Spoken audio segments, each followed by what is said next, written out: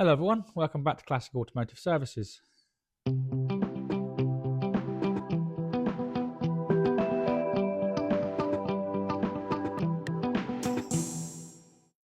Right, this week we've actually got quite a lot going on this week.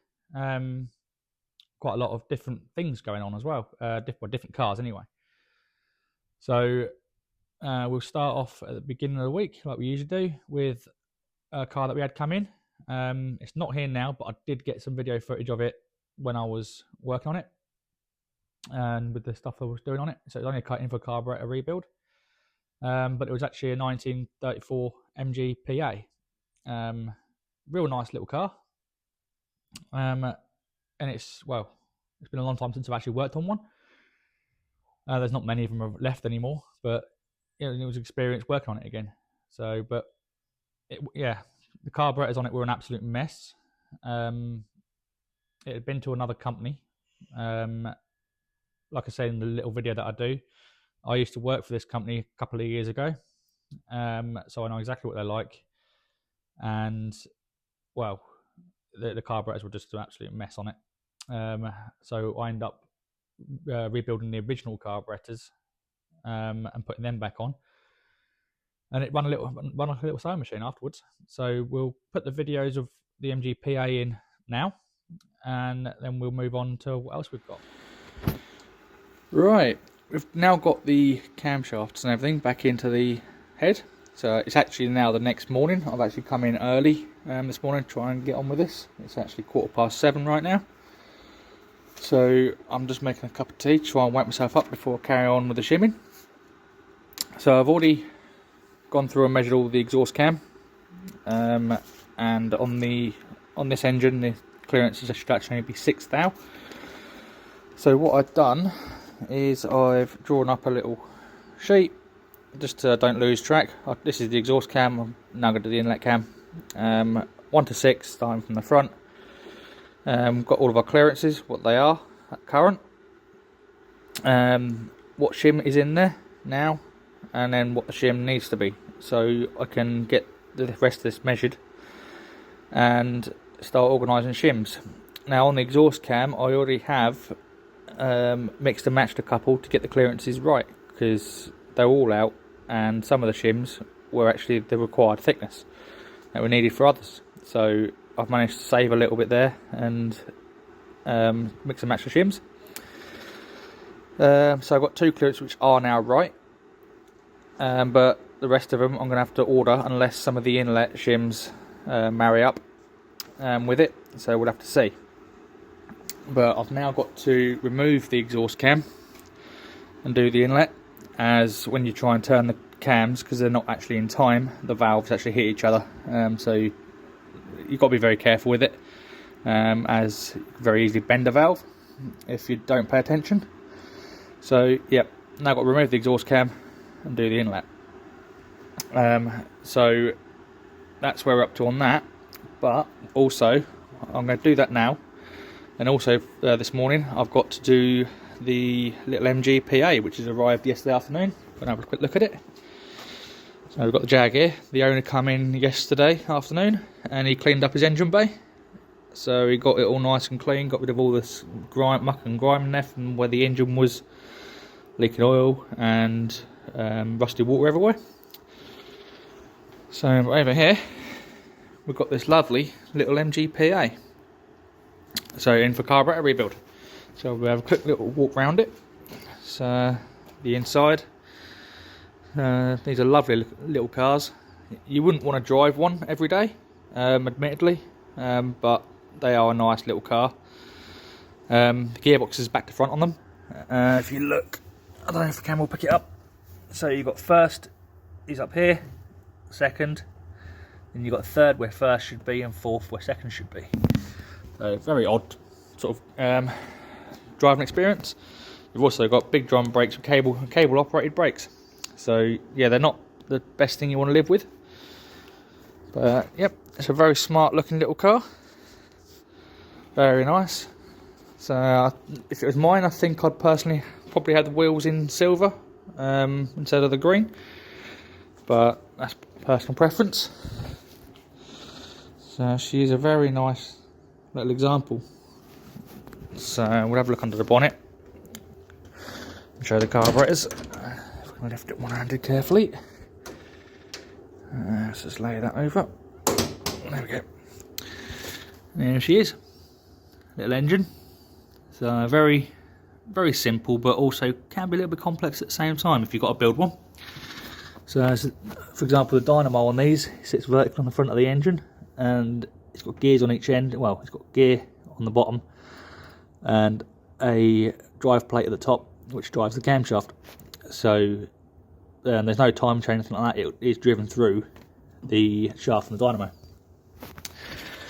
So, yep, here's the little PA. So we've got nice little inch carburetor, inch SU carburetors, which we've got to do a full rebuild on, as they've actually been messed up by a previous company. I do know the company very well. Anyone who knows me, I actually used to work for them. A couple of years ago, I actually left there to come here, to come and start up on my own. So I mean, you've got a bit of tape here holding the linkage together, which that's not going to be good. And all the seals in the carburetors, they've replaced them, and they're leaking. So on these types of carburetors, this jet tube assembly, you've got cork seals. There's a graphite type seal in there as well. But the cork seals, you actually have to, well, you're supposed to, soak them in engine oil overnight. And they never used to do that. I know what they're like because I used to work there. So they used to just soak them in oil for about 10 minutes while they were cleaning the carburetor up. So yeah, that's not good. And of course, it's now leaking again. So that's what it's in for. Got to pull the carburetors off of it, strip and rebuild them, and get it running right, because apparently it's not running correctly either. It's running quite badly. I don't know. I haven't even fired it up. I'm literally just going to pull the carburetors off and rebuild them, so I've got a good starting point, and then go from there. So that's what I've got to do this morning. Hopefully I'll get these done this morning, so I can then continue on with the Jag this afternoon. But I am just going to do the valve clearances on the inlet cam first, just so I can start getting shims ordered up, as time is getting on now, and we need to get this sorted. So, but yeah, this is a little PA, so it'd be nice to dust off my old Whitworth tools again, as I haven't used them for, well, I haven't used them since I started off on my own. So I was using them quite regularly at this other place. But yeah, I haven't used them for a while, so I have to dig them out and get my Whitworth tools back up to speed, and get it sorted. So we'll hopefully have some videos of this running and driving a bit later. So we've got a nice little private road just over here as well, so I'll take it up there, and maybe get some videos of it, of driving it. So we'll leave it there, and we'll continue on with the work. Right, got the little carbs for the MG PA off the car now. I've just started stripping them, and I thought I'd just go through some of the little issues that we've found with them so far. Well, it's most of the issues with the front carburetor. Now, I'll try this one-handed. The butterfly has got excessive play in it. Well, it's not the bushes, it's side to side. It's hard to do one hand, but when it's fully shut, I've wound the throttle screw up, the idle screw off. When it's fully shut, I don't know if it'll work. I'll do it on camera. If I hold up to the light, there's a lot of gap around it. It's not actually sealing. It's touching top and bottom, and it's not actually sealing around the sides. So that's going to make it probably idle fast. Back carburetor is a lot better, so that needs looking into. Also, the float. I don't know if the camera will pick it up. If you can hear that, if you shake it, it's full of fuel. So the back carburetor is okay. And also, when I took the top off the carburetor, the dashpot off, I noticed a crack in this top plate, straight through it.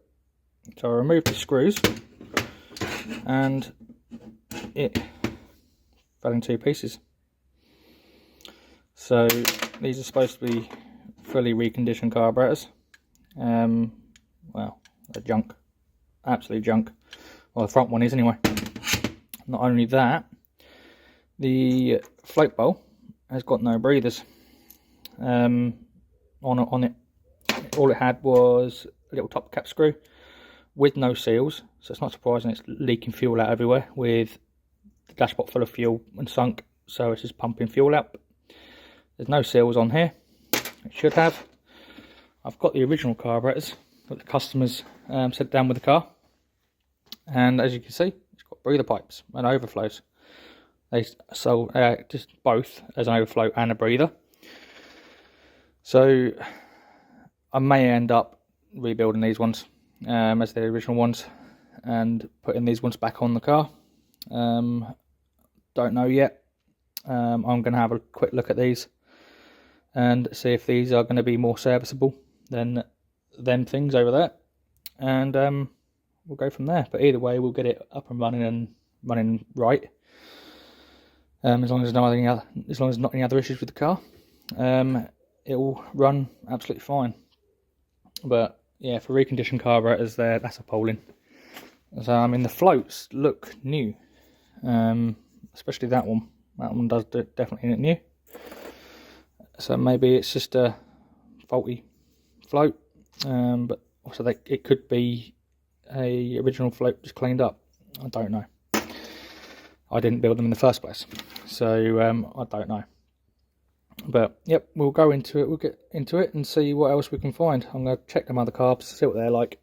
As the rebuild kits we've got, they come with everything, including spindles and butterflies. So it may just be a case of I rebuild them once, and well, the original carbs, and we go from there. So it always happens to me. Always. I always get the jobs that everyone else bodges up. Great fun. Right, after looking at the carburetors, the new, well, they're not new ones, reconditioned ones, and the original ones, well, I had a look at this reconditioned so-called new one. It's obviously not. It's all just reconditioned. Look underneath this plate that was broken. Well, it was cracked. You can see the state of it. It's actually still got blasting grit and debris underneath it, which is just nasty. So I'm not going to use them. I've decided I'm going to rebuild the original ones, especially as all the float bowls are different. Well, these ones are correct with the breather tube. This one is now done. I've swapped the linkages over. It all works nicely, just as it should. If I stand it up, got all new seals in it. If I stand it up, you might be able to hear the dashpot. So the dashpot is all centralised, as you have to centralise all the jets and everything on these when you replace, especially when you have all this apart to do it. So this carburetor is now ready to fit. I've got the gaskets and the sort of fibre washers for the banjo bolt and the new gasket. So I've just got to do the other one. So I was saying earlier about having to soak the cork seals in oil, and in the box for the rebuild kit I actually found this note just to back up what I was saying. So yes, you do have to soak them in oil, hence why yesterday I put the seals in oil. So this is the one for this for the next carburetor. It's been in there since yesterday. So we're going to get this second carburetor rebuilt, get back on the car and see how it runs. So I've already laid out all of the seals and everything in there for the jet. So except for the one that's in the oil, obviously, but all of these seals do actually go in this little carburetor. These are the graphite type coated seals, which actually seal on the jet itself. So I'm going to get on and rebuild the second carburetor and get it back together. Right, got all the carburetors back on it now, and all plumbed up. Obviously with new fibre washers, got the correct breathers on all the float bowls. So I've literally just set up all the choke mechanism, make sure that's all adjusted correctly, so both chokes are activating and deactivating, and same with the throttle. I've still got to lock them off where I've adjusted it, but now the throttle works just as it should. It'd been set up with this rod was way too short. It'd been set up with the fast mixture actually wound in, so the throttle pedal was actually up like so when it all been set up before. So everything was just completely way out on it. But if we pull the choke, if I can do it from here, let's try and reach through here. I might be able to pull the choke. The choke should. Oh, I'm not going to do it from here. Hang on. I'll show you inside the car.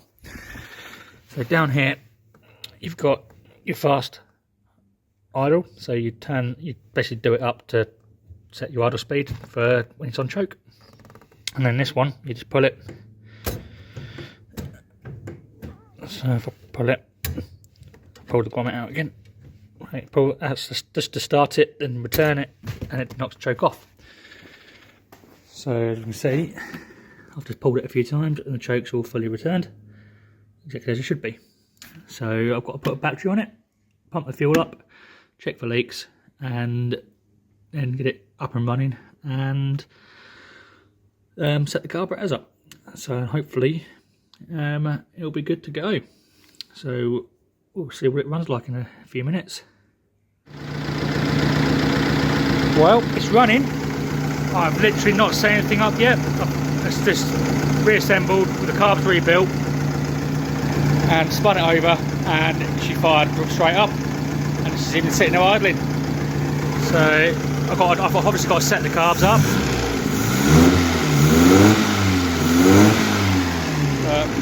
I've got to set them up, but I would say they're not far out as they are. So obviously, hopefully they'll be a bit better when it's been tuned. We'll go from there. Well, here we are. She's all set up and running like a little sewing machine. So it's just sitting here, idling lovely. It is up temperature. If you can see the gauge, yep, it's all up temperature. So she sounds very nice and responsive.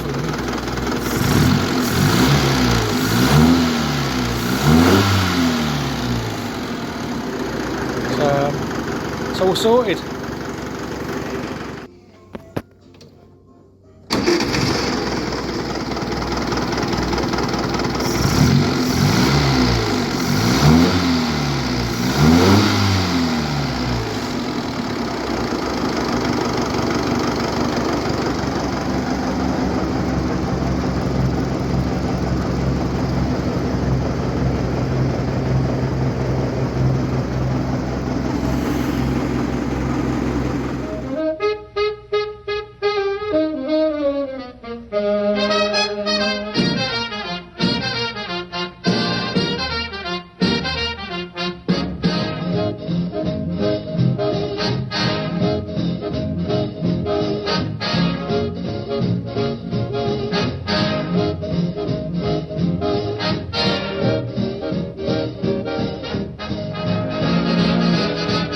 Right, now you've seen the little PA, we'll move on to the Jag. Now, I still haven't got the engine back yet. It was in a right poor old way. The block itself has had to be bored out to plus 60 to get the bores to clean up. They were that bad. Well, one bore in particular was that bad. Due to the previous company fitting oversized rings, and it has just destroyed the bores. And so the machine shop's taken the block out to plus 60. I can hopefully have it back on Monday, so I can stand a chance of getting this thing done. The crankshaft, the main bearings had to be ground to plus 10. The big end's got away with the polish. again, the main bearings looked absolutely fine. Machine shop agreed, they looked absolutely fine. When they cleaned them and polished it, they then measured it, and it was quite a long way under the tolerance. So it's been polished before and was under tolerance. So again, another big issue that would have potentially destroyed the engine. The crankshaft itself was all blocked up with carbon and grime. They actually had to drill the oil gallery bungs out of it and then run a drill through the oil galleries to actually get most of it out to stand the chance of cleaning it. It's just an absolute mess, this engine. It really is. The owner come in on, I think it was, what day did he come in? Monday or Tuesday, something like that. And he's cleaned the engine bay up. So just to help out a bit, because it was quite horrible in there. So that's come up really, really nice. And it looks, well, it's going to look lovely when the engine's back in. He now also wants a high torque starter motor fitting and new exhaust manifolds. So it looks nice and fresh, and also with a high torque starter motor, it's going to spin it over quickly. The cylinder head, that's all done now. So we'll have a look at that. So the cylinder head, it's now completely finished, all reshimmed. I had to order shims for it, and it's ready to go back on the engine when I get the bottom end back. So I've refurbished the cam covers as well. They were quite manky looking, so I blasted them and then repolished the fins and repainted them, and then re-cleaned the fins once it was painted, so they look nice and fresh. I've started cleaning up the con rods, and I've got to check the balance on them because they have been balanced previously. You can see the balancing marks on them, but I don't trust them, so I'm gonna have to recheck the balancing. Especially if they've actually balanced it, not how I would balance it. Now, when you're balancing con rods, you don't generally do it overall weight. We've done a video on balancing con rods before, so I won't go into it too much. You balance them what they call end for end. So you weigh all your little ends, weigh all your big ends, make them match the lightest one.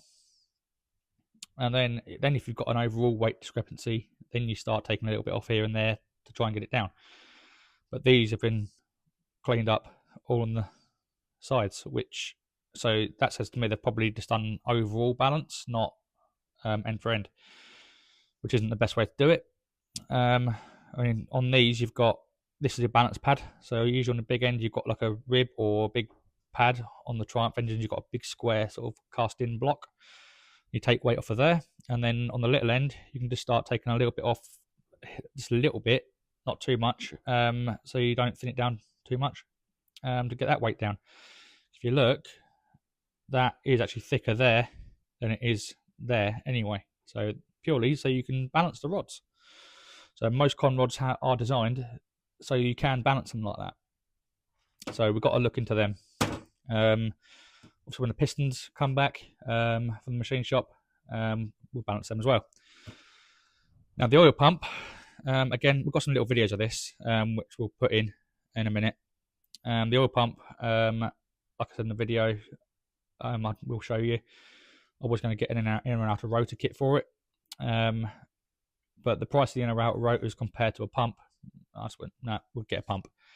Especially as I was able to get hold of a brand new, genuine Land Rover Jaguar oil pump. So we've got a brand new genuine pump. I have already had it out of the box and checked the tolerances on it just to double check it, and it is absolutely spot on, as you shouldn't just trust it and put it on. You do need to, any engine builder should check it anyway. So it's got to be primed and then fitted now. So yep, here it is. So we've got our brand new genuine Land Rover Jaguar oil pump. So that's ready to go. Yeah, like I said, it's got to be primed. So the original pump, I might see if I can get a kit for it and rebuild it, so the owner's got a spare one, or we can sell it, one of the two. But the price of this one compared to the rotor kit, there's probably not much point.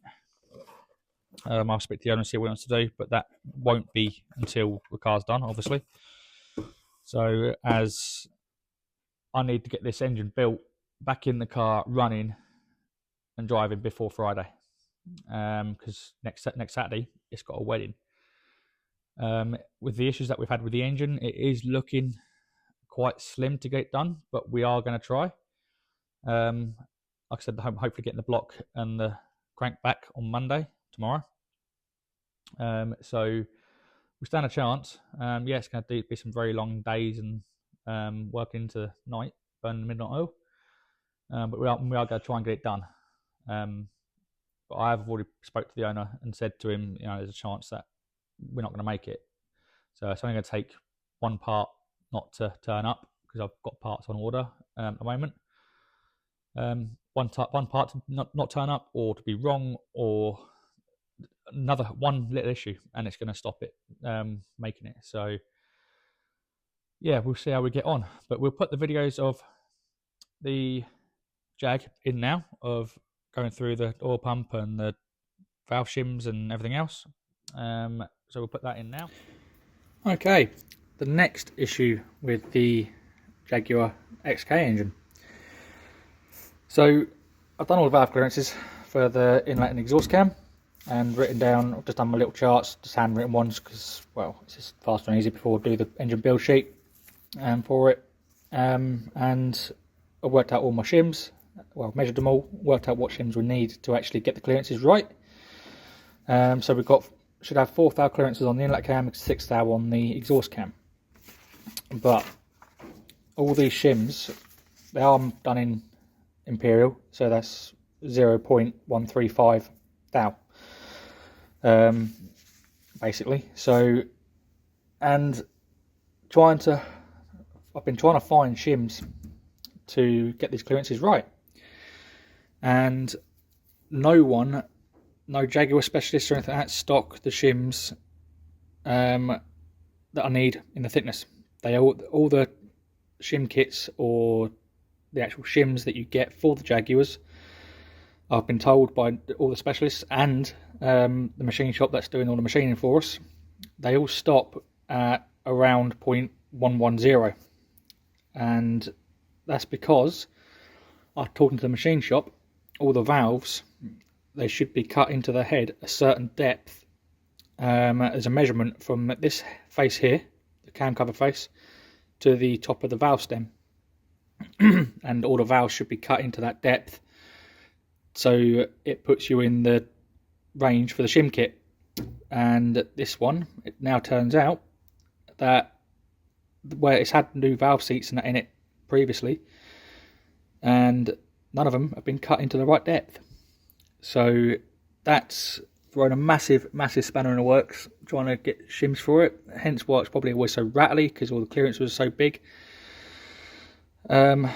Luckily I've found some shims, so we haven't got to re-strip the head and recut all the seats deeper.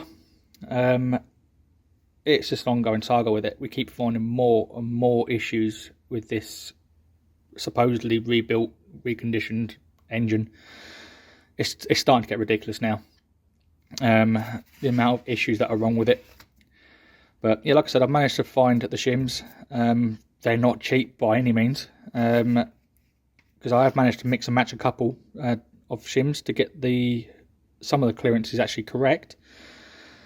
But that left me with 8 shims that I needed to buy, and these 8 shims, including delivery, have just come to the best part of £140, which that's just nuts for the shims. But hopefully that will put it right. But, well, it will put the clearances right. But then that's going to bring into another issue into it, into the whole engine build, which we've got to do a build up. We've got to basically do a dry build on the engine and check some clearances very carefully, because of how much we've had to have taken off the head face. We've had 23 thou taken off of it. Not quite sure how much has been taken off it in the past. We're also having to take a fair amount off the block to get the block flat, and this is now going to get into the realms of the pistons coming in very close running to the valves, so it may even hit So we're going to have to look into that, because this engine's got really big domes on top of the piston. So yeah, the running clearance could be completely whack on it, and it could put valves into pistons, which obviously is not good. So we're going to have to look into it, and it may need a pistons machining to put it right, which is the only option we've really got at this late in to try and get this thing done. In the ideal world, well, this head needs fully restripping, and it needs the valve seats recut into the correct depth. But then we're going to get into the realms of having to redo all the work that we've already done. It's not good. We can put it right. That's not an issue. Putting it right, and it will run absolutely fine. But yeah, it's not the ideal situation. Hopefully the clearances will be absolutely fine, because we are running a slightly thicker head gasket. Well, I say slightly thicker, it's considerably thicker compared to the tin gasket. So because we've gone for a composite, that's going to really help it out. So yeah, we're going to have to obviously measure the valve to piston clearance. We're going to have to measure the compression ratio, make sure that's not too high or too low with this gasket, for example. So yeah, there's a lot of working out we're going to have to do to get this engine put right, but we're going to still give it a shot. We're now relying on the machine shop heavily. I spoke to them this morning, and today's Wednesday, and I spoke to them this morning. They're going to bore the block this afternoon and see if it will clean up at 30th hour oversize, because we can't get plus 40 pistons at the moment. They're just not available anywhere. He's tried all of his suppliers and he can't get plus 40s. So we're hoping it's going to clean up at plus 30. If it doesn't, then we're going to have to go to plus 60, which in that case we're not going to get the engine back before the weekend to be able to start building it next week. It's then going to put it towards Monday when we get the engine back.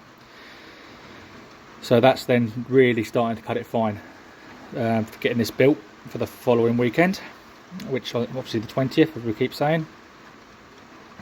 So we're now, it's literally this afternoon we'll find out if it's going to make it or not. So this afternoon's the first hurdle we've got to get over, whether the balls will clean up at plus 30. If they don't, then well, I'm going to have to phone the owner and tell him we're not going to be able to make it, unfortunately. It's one of them things which we don't like letting people down, especially when it's involved with a wedding, and it's going to let a lot of people down. So it's not something that we want to do. But it's just it's not a good situation to be in. But it is what it is, and we've got to put it right. So I mean, there could be other hurdles that we've got to get over when we get the engine back, but there should be a lot easier to rectify than this situation that we're in now. But so yeah, we'll have to play it by ear. So this video will be going into the video we put at the weekend, and hopefully we'll have some good news at the weekend, whether we're going to make it or not. So we'll have to see. Right, yet another issue with this XK engine. I'm starting to lose the will to live with it right now, after the issue we've had with the shimming. But I mean, I can't get on with anything on the actual engine until I've got the block and the crank back. I can't finish the head. I've ordered the shims and I'm waiting for them. So all I can really do is start cleaning up the rest of the parts, clean the sump up and things like that, just to try and help it along. But I thought I'd try and get the oil pump cleaned up and assess that, as that's the next sort of big bit to do. And I've cleaned the pump up, I've stripped it down, and give it just a basic wash. It's nowhere near clean enough to build it or anything, but I've just given it a basic wash so I can measure it. And initially we've got, I don't know if the camera will pick it up, we've got some fairly bad sort of scoring on the edge of the inner rotor. If I can probably scrape my nail on it, you might be able to hear it. They're all like it, every single one. Now that's not too much of an issue if it measures up correctly. It's not perfect by any means, but as long as the tolerance is okay, you could rub a little bit of emery over it to smooth it a little bit, and you'd be able to use it if you really wanted to. But we're not going to be able to. Now the outer rotor, that looks really good. A tiny bit of scoring on the underside, but nothing really excessive. If the camera will pick it up, I don't think it will. Internally, it's good. And the body itself looks fairly good. But it has, the pump has been over tightened. There's burrs around the edge of the holes, which isn't good. Hang on, which way does that go back in? The chamfer's there. Yes, these do matter which way you put them in. It's got a chamfer on the bottom edge, which goes down to the pump. So chamfer down. The top edge is actually square. But the top cap, nothing excessive there. Just some slight running marks, which it's not badly scored. That will polish up on a bit of emery on a flat surface, just to get rid of them. It's obviously been done previously, but I've measured the tolerances, and we've got inner to outer rotor clearance. So if I just pop that back in there, so inner to outer rotor clearance, that is between, that's if you turn the pump switch like that, and it comes, if you turn the pump switch like that, that will be that clearance between inner and outer right on this tip. Measure all four, make sure there's no abnormal wear on it. We've got 1/8 thou. Outer rotor to body, so outer rotor to the body.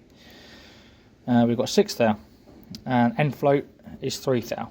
So we've got, these rotors are 3 thou below the surface of the pump. Now I've just looked up the tolerances. So I measured all this first, and then I went and looked up the tolerances. So we've got rotor to body clearance, should be no more than 5 thou.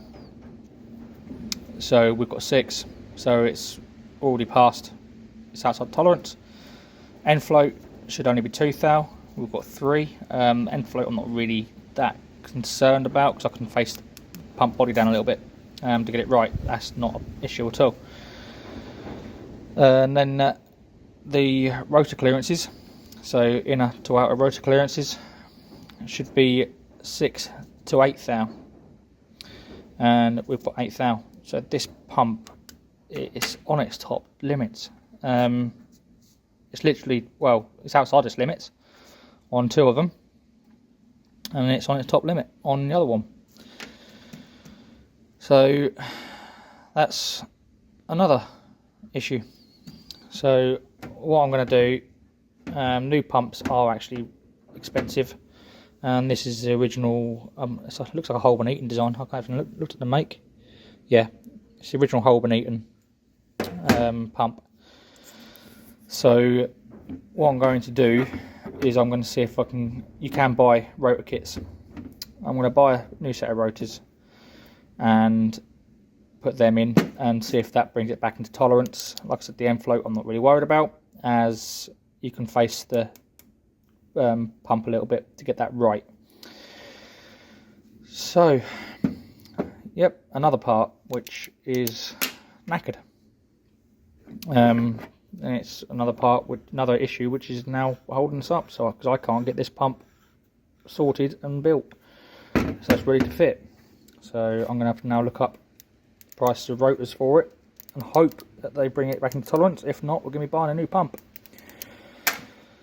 So, yep, Today is not really been a good day on this engine, but we'll try and push on with it and sort it out. And then we'll move on to what else we've got, because we have got a very special rare little car there, which we'll look at. We'll open the door and I'll get it out in a second. I'll roll it back a little bit. And then we actually had another one turn up literally about half an hour ago. So we'll go and have a look at that as well. Right, here we've got a very rare Triumph TR8. In fact, it's that rare, excuse me. It is the only one. It's what makes it rare is the colour. It is a factory colour. It's a Porto red, and it was special ordered. I can't remember the notes now. I think from the notes that the owner sent me, it was special ordered by a director in the USA.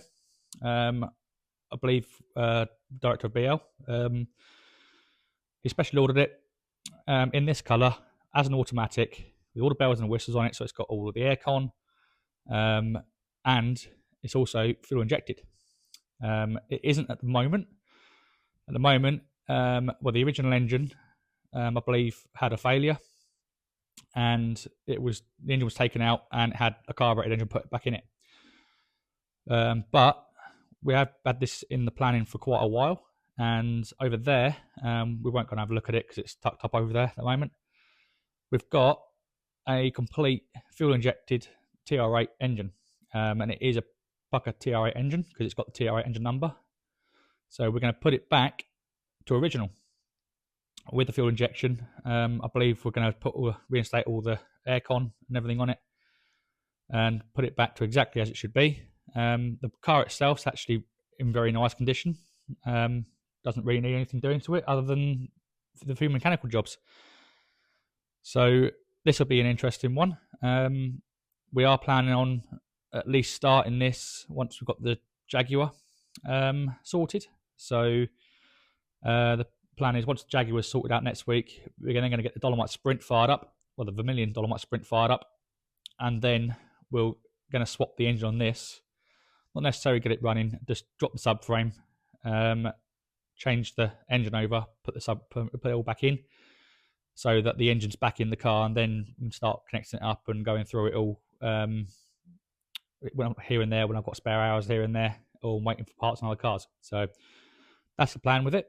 So if you notice, it's not even got its number plates on it yet because it has literally come over from America, and it's not registered in the UK yet. The owner is in the process of doing that.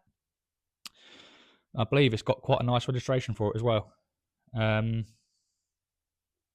sure on that. I can't remember what it said it was going to be now, but I believe it's a nice registration that he's planning on putting on it once it's all registered and everything. So yeah, very nice little car, and again, very, very rare. Well, it's that rare, you're not going to get another one. So, you know, two of the rarest of the rare sat here at the moment next to each other, but the prototype and then this one. So this is the arrival that we said was coming in a minute ago. So, and then we're going to have a look at the one that's literally just been dropped off about half an hour ago. So we're going to have a look at that one as well. Right, this one got dropped off literally about half an hour ago. It's another Dolomite Sprint. Brooklands green, beige interior, very nice colour combination. The interior is absolutely stunning on it. It's absolutely mint. There's one little tiny mark on the driver's seat, but other than that, it's absolutely immaculate. The car's actually come up from Devon. It come up yesterday, and well, as you can see, it's going to be a full resto. So yeah, it's quite rotten, but most of the rot is bolt-on panels, doors, boot. Bonnet has got a little bit of rot on the frame, but that looks repairable. The seals, they actually look repairable. I don't think it's going to need full seals. We've got front wings for it, which are off another car, so genuine front wings, because you can't get steel wings for the Dolomites anymore. What other panels you got for it? I think that's it. Lots of spares, but the underneath it has got a little bit here and there, but it doesn't look too bad. So we're gonna have a good look around it when we get the engine running, because that's initially the plan.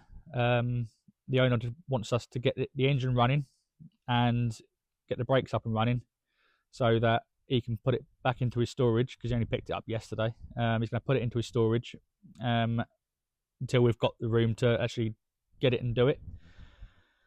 But he needs it so it drives, so we can move it. So that's the plan. Will it run? Well, I've always seen it needs quite a lot of work to make it run to start with. Inlet manifold's not bolted on, water pump housing's actually not bolted up, fuel pump's missing. Someone's been playing with it already. Why? I don't know. Maybe the engine's got issues. Don't know yet. We'll have to go into that and actually investigate it. We'll probably have to do a compression test, cylinder leak down test, just to check it to start with, because it has only got 20,000 miles on the clock, I believe. I've not actually checked that. I've been told it's got 20,000 miles on the clock from new. Hang on, if I can get the door open. Yeah, we've got 22,450, which is genuine mileage. So you can see it's genuine mileage from the condition of the interior. It's absolutely lovely. Just wants a good clean. So there's no wear on the pedals, there's no wear on the seats, no wear on the steering wheel. It's still got a nice coarse grain on the steering wheel, so it's not gone all smooth. So all these little things add up to it being genuine mileage. So it is a very nice little car. Well, I say it's very nice. It will be when it's done. But yeah, we'll get it up and running, and then come up with a plan for the owner to see if he's going to actually do it or not. I mean, these Dolomite Sprints in nice condition, they are making strong money. Whether there's enough money in it compared to what it's going to cost to do it, don't know yet. Not until we get it on the lift and have a look around it. So, well, I think that's all we have got this week. Quite a bit. So hopefully next week the Jag won't be here. We'll have to see. But I think that's pretty much where we're up to, isn't it? So please like and subscribe, and we'll see you next week.